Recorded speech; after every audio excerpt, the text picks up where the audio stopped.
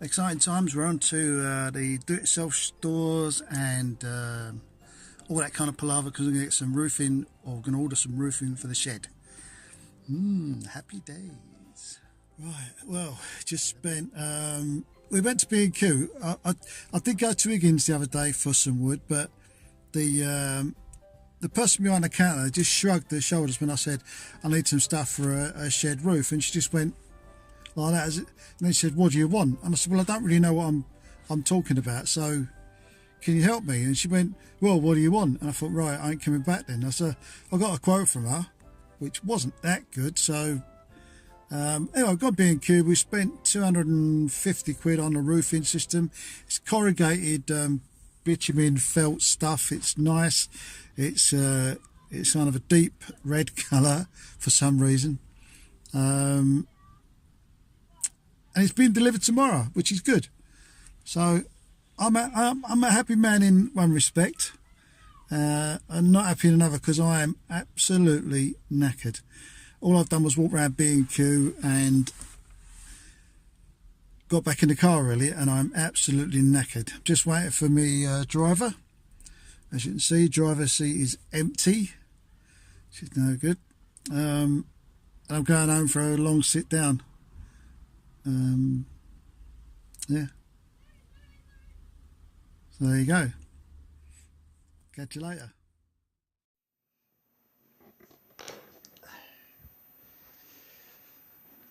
What a absolutely lovely, lovely day. Two reasons. Firstly, it's really nice out. It's like warm and really spring-like, almost summer's coming. And secondly, excuse the mess in the garden. Secondly, it's good because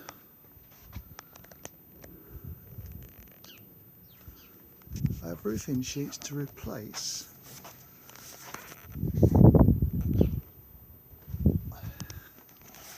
All that crap. All I've got to do is get this bit of CLS, and I've got a few bits here, and I've got to put some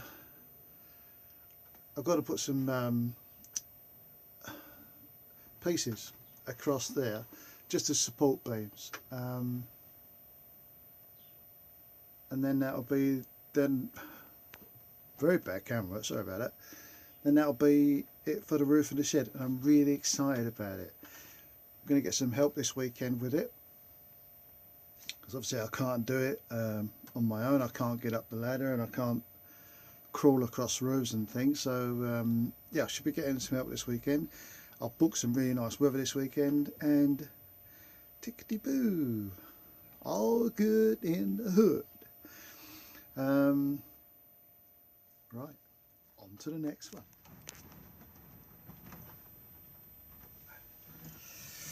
Right, g'day guys. Just going over my bike and making sure it's ready to use really. Summer's coming, obviously. There's a warm spring in the air. Mine.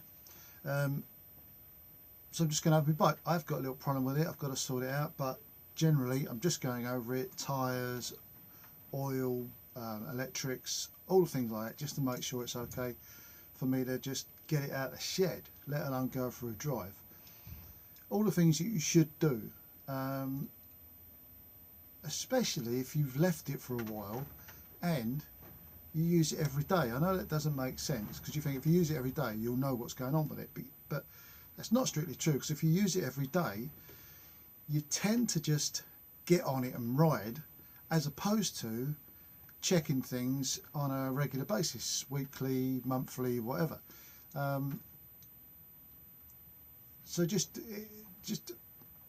have yourself a little target, have yourself a little weekly mental thing that says, right, just check that before I go out, or keep an eye on that, or something like that. Even if you just, you know your bike's all right, but check it anyway. You never ever know. You might have a screw in a tyre that's giving you a slow leak.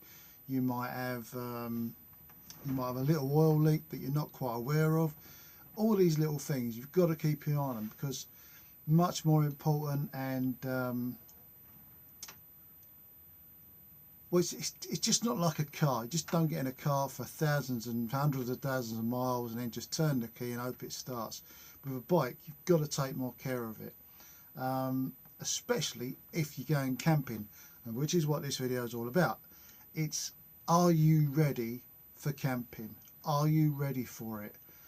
Is your bike ready for it? Are you ready for it? Let's have a think about it.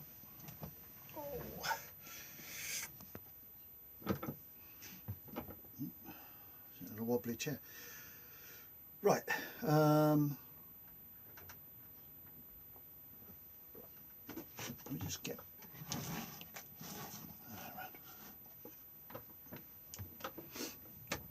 Right, your stuff, your camping stuff. We're going to talk about your camping stuff today. Oh, always keep these little bulldog clips. I mean, there's thousands of uses for them. Right, camping stuff. Is your camping stuff ready?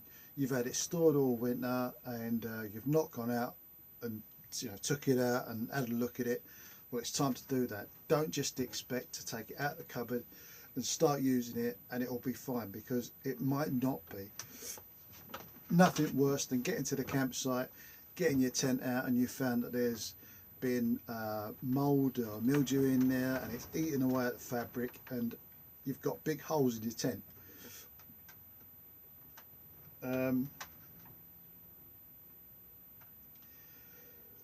Oh, excuse me.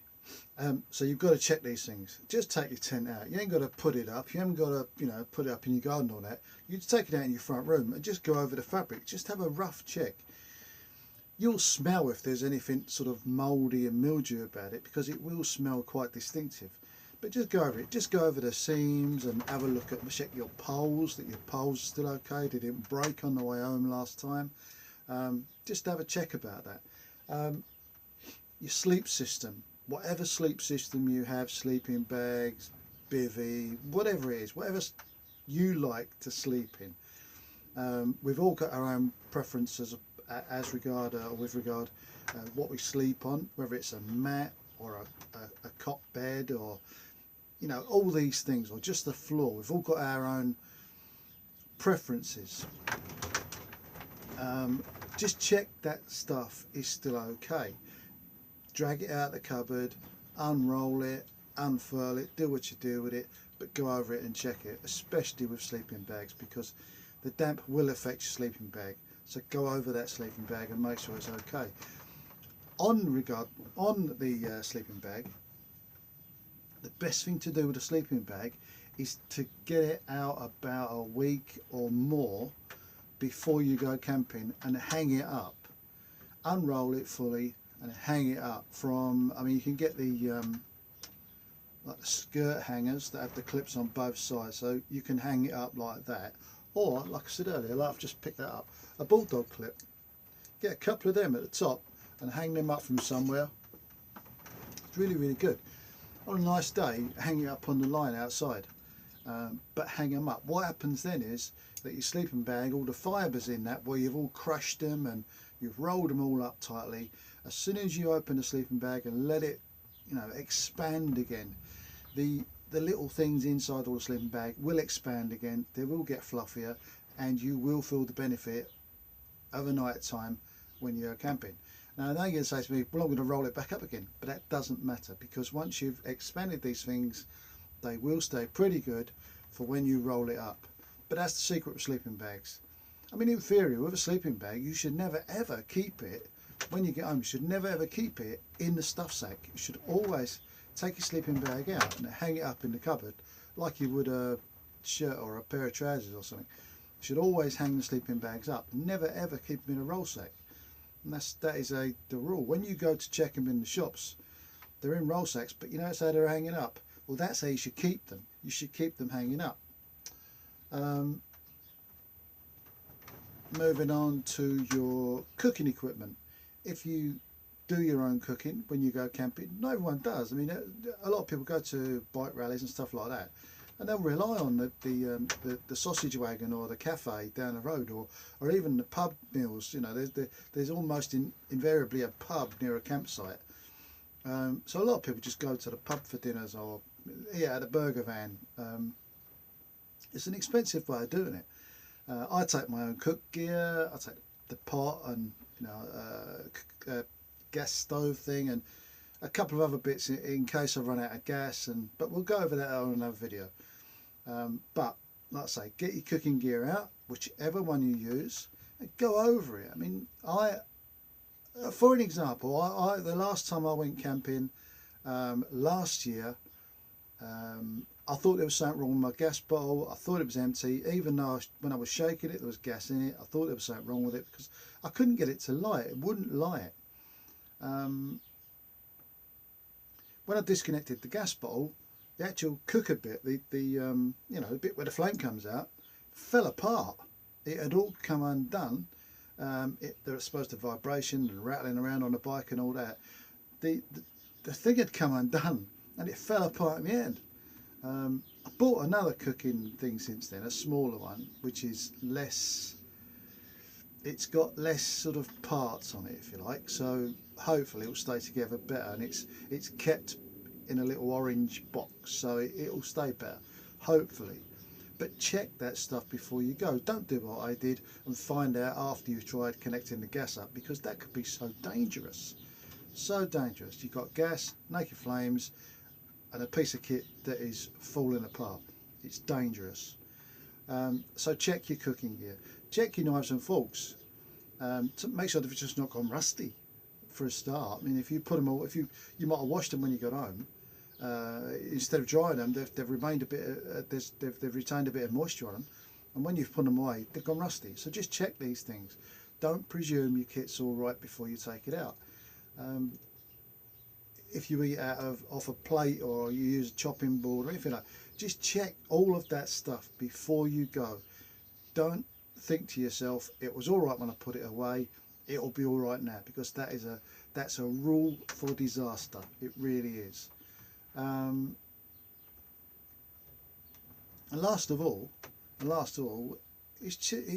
are you okay to go? You know, have you been suffering with headaches lately? Have you got a left leg that's painful? I mean, you know, all these things. Are you okay to make the journey? Because if you say to yourself, right, I'm going to be on that bike for anything up to 3 hours, can I do it? Can I sit on that bike for 3 hours without getting off and feeling like someone whacked me around the back of the shoulders or something? You've got to be up for the drive or the ride. To bear all these things in mind, but go over your bike. Your bike's got to be safe. The golden rules with motorbikes is tyres and brakes. If you've got any doubts about either the tyres or the brakes, don't use the bike or get them repaired, because they are the fundamental things that will help to keep you alive on a motorcycle. So you go. I think that's about it. A short video again, and check everything. Make sure it's all okay. Don't think to yourself it was all right last year, so it'll be all right this year. Check, check, check. Make a list. Do a tick list. Check it off one by one, if you like, just to make sure in your own mind you've done it. But check, check, check. Make sure it's okay. And there you go. And then when you get there, well, of course, it's easy. Just set it all up and have a good time, which is what it's all about. This thing, I've been playing with this. It's a helmet lock, little digital thing, thin, shitty cable, but it's a deterrent. I put it through when I walk away from my bike. If I go for a day trip, I walk away from my bike. I leave my crash helmet near my bike. I'll leave that link to it. If they're that bloody intent on nicking your helmet, they will do so. Whatever. Anyway, hope that's enough for now, and stay safe, stay away from the nutters. There's a lot of them out there. Don't become one of them, and I'll see you soon.